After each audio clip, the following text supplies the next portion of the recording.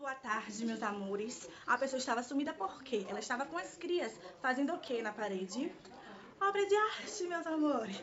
Simplesmente resolvemos pegar a tinta guache e colar os pés, as mãos da gente.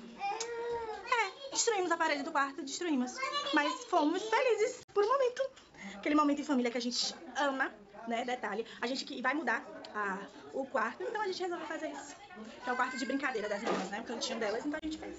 Não, detalhe que eu ainda tô com tinta no nariz, né? Olhem como tá a princesa ainda. Olha pra cá, mãe. Filha, olha pra cá. Meu Deus.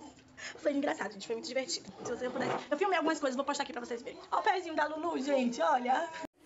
Nossa quarentena tá assim, ó.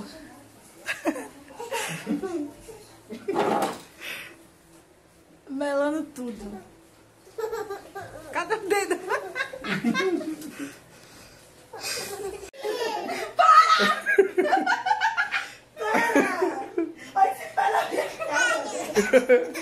Que foi, pai? Tá apanhando não, pai. Tá não. Quem tá apanhando, gente? Não, eu acho que se tivesse brigado. Aí. Foi. Vem, Ramon. Cadê o pezinho dodói dela? O pezinho doente dela? Vem, vou filmar. Vira o pezinho doente dela. Ai, eu quero que a Nina me carregue.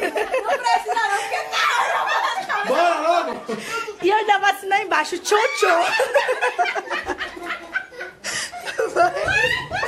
Não, amor, não. Lá, ó. Bota o pé logo!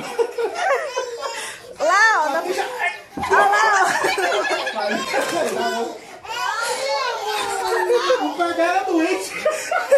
Bota em cima, vai!